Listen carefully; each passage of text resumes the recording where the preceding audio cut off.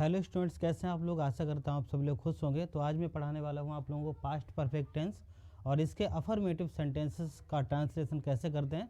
बहुत ही इजी तरीके से आप लोग समझेंगे, कितना सरल है इसका अनुवाद करना। देखिए, तो सबसे पहले तो हम ये जानते हैं कि इसकी पहचान क्या होती है, कैसे पहचानेंगे ये सेंटेंस पास्ट परफेक्ट का है और वो भी अफर्मेटिव सेंटेंस है। अफर्मेटिव सेंटेंस या नेगेटिव इंटरोगेटिव सेंटेंस वो तो अलग की बात है, लेकिन पास्ट परफेक्ट टेंस का सबसे पहले क्या कैसे उसको जानेंगे, उसकी पहचान क्या होती है। तो इसकी पहचान में सबसे पहले ये होता है कि यदि आप देखेंगे तो लास्ट में लिखा होगा, जो भी वाक्य होंगे तो इन वाक्यों के अंत में लिखा होता है, इन वाक्यों के अंत में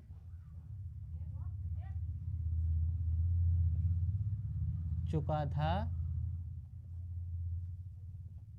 चुकी थी, चुके थे, लिया था,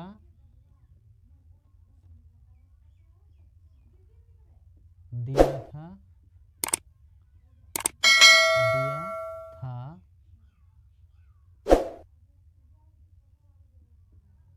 आदि शब्द लगे होते हैं, आदि शब्द लगे होते हैं।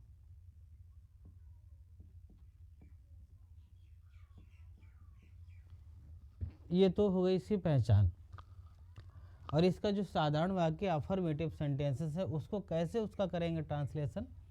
सबसे पहले ये नंबर में अफर्मेटिव सेंटेंसेस, अफर्मेटिव सेंटेंसेस यानी कि स्वीकारात्मक वाक्य,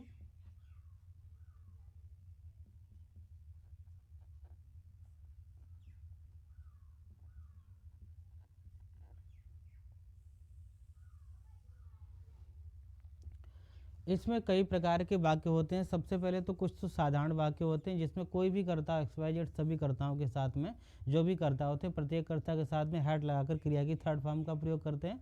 और जब दो कार्यों का वर्णन होता है तो उसमें यदि बिफोर आया है, यानी कि अंग्रेजी के लिए बिफोर और हिंदी में उसमें पहले या पूर्व शब्द लगा हुआ है, तो उसके लिए सबसे पहले जो सेंटेंस का अनुवाद करेंगे उसमें हैड लगाएंगे और क्रिया की थर्ड फॉर्म का प्रयोग होगा। और बिफोर के बाद में जो होगा वो प्रत्येक कर्ता के साथ में क्रिया की सेकंड फॉर्म का प्रयोग करेंगे। और इसी प्रकार से जब कोई शब्द ऐसा है जिसमें बाद या पश्चात शब्द लगा होता है तो उसमें सबसे पहले जो वाक्य का अनुवाद करेंगे वो वाक्य के अनुवाद में क्रिया के साथ जो कर्ता होगा, कर्ता के साथ में क्रिया की सेकंड फॉर्म का प्रयोग होगा और आफ्टर के बाद में कर्ता लिख करके क्रिया की थर्ड फॉर्म का प्रयोग किया जाएगा। जैसे कि यदि कोई साधारण वाक्य है तो उसके लिए सबसे सरल फार्मूला तो यही होगा, फार्मूला होगा सबसे पहले लिखेंगे सब्जेक्ट, उसके साथ में सब्जेक्ट कोई भी हो हैड ही लगाएंगे, हैड लगा करके वर्ब थर्ड फॉर्म लिखेंगे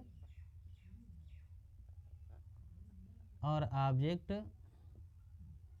लिख करके लगा देंगे फुल स्टॉप। जैसे मैंने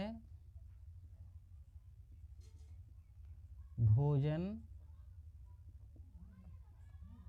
कर लिया था, मैंने भोजन कर लिया था। ये एक साधारण वाक्य, मैंने भोजन कर लिया था या मैं भोजन कर चुका था या मैंने भोजन किया था।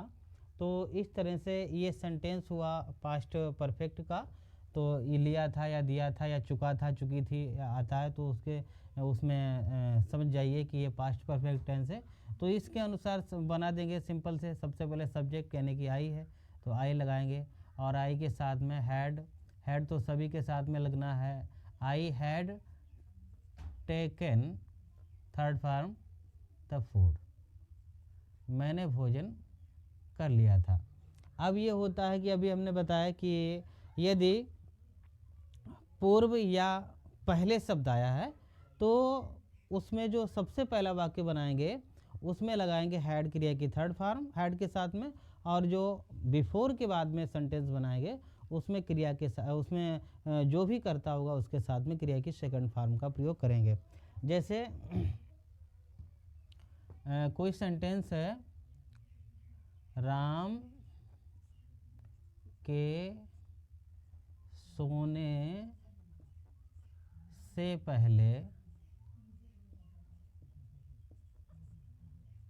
कृष्ण घर चला गया था। अब यहाँ पर भी एक बात जो है वो सोचने वाली बात है, उसी सेंटेंस का अनुवाद पहले किया जाता है जो कार्य हो चुका हो पहले, उसका अनुवाद पहले करेंगे। तो इसमें राम के सोने से पहले कृष्ण घर चला गया था, यानी कृष्ण का घर जाना तो पहले हुआ कि कृष्ण घर चला गया था, राम बाद में सोया है। तो अर्थात इसका मतलब ये होगा कि कृष्ण घर चला गया था, ये कार्य पहले हुआ। तो इसका अनुवाद हम सबसे पहले करेंगे, कृष्ण घर चला गया था, यानी कि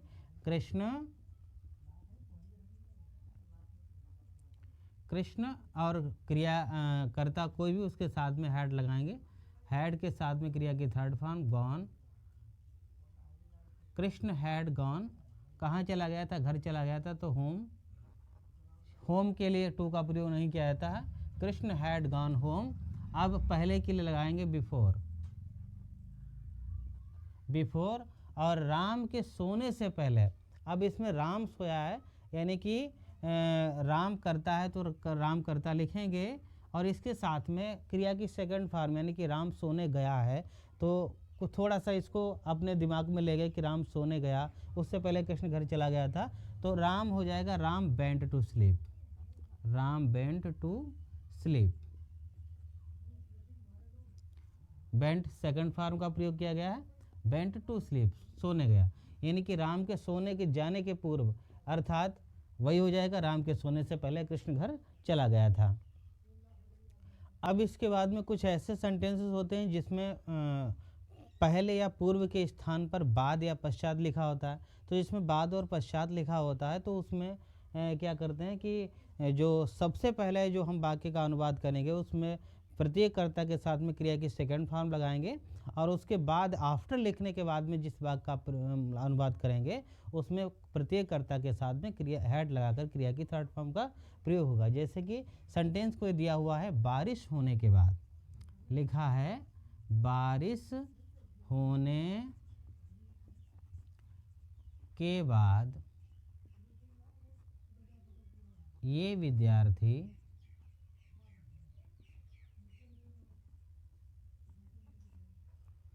स्कूल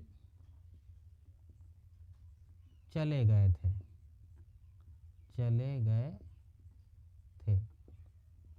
बारिश होने के बाद ये विद्यार्थी स्कूल चले गए थे। तो बारिश होने के बाद पहले तो हुई है बारिश और उसके बाद में विद्यार्थी स्कूल चले गए थे। तो विद्यार्थी स्कूल चले गए थे, तो इधर वाला सेंटेंस पहले बनाएंगे, ये विद्यार्थी स्कूल चले गए थे। तो इसमें क्रिया की सेकंड फॉर्म का प्रयोग होगा, दीज स्टूडेंट्स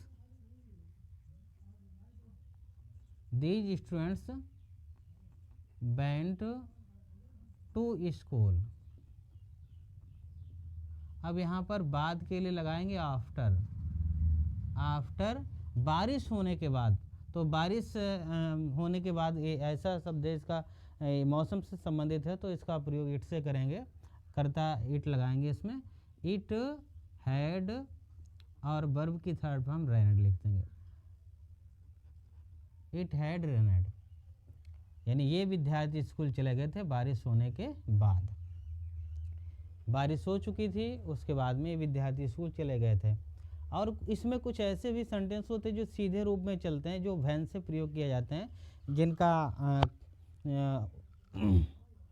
जो वाक्य हैं जब से शुरू होते हैं। हिंदी में जब से शुरू होते हैं। जब, जैसे कोई सेंटेंस है,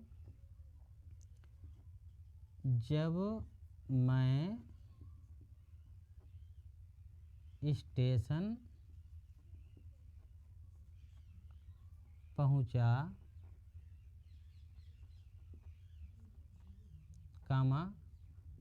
गाड़ी छूट चुकी थी।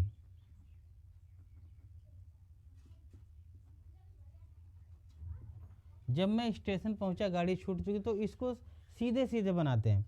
जब मैं स्टेशन पहुंचा, तो इसमें तो जब के साथ में क्रिया की सेकंड फॉर्म लगाएंगे, आगे गाड़ी छूट चुकी थी तो उसमें हैड लगाकर क्रिया की थर्ड फॉर्म का प्रयोग किया जाएगा। यानी कि यहाँ पर होगा जब मैं स्टेशन पहुंचा तो when I reached the station. जब मैं स्टेशन पहुंचा तो क्या हुआ, गाड़ी छूट चुकी थी, कामा लगाएंगे यहाँ पर द ट्रेन हैड लगा करके क्रिया की third form left, the train had left. जब मैं स्टेशन पहुंचा गाड़ी छूट चुकी थी, बिल्कुल एक सीधे रूप में जैसा सेंटेंस है उसी प्रकार से बनाते चले जाएंगे। और कुछ ऐसे सेंटेंस होते हैं जिसमें लिखा होता है पहले से ही वो कार्य हो चुका है, जो कार्य पहले से हो चुका है तो उसमें ऑलरेडी का प्रयोग जो है वो हैड से पूर्व करते हैं। जैसे सेंटेंस है मैं यह समाचार पहले ही सुन चुका था।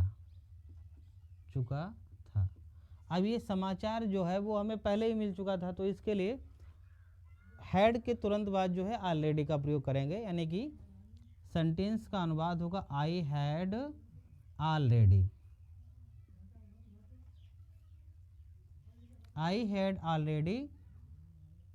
अब हेड के साथ में क्रिया की थर्ड फॉर्म का प्रयोग होना, तो आई हैड ऑलरेडी हियर्ड,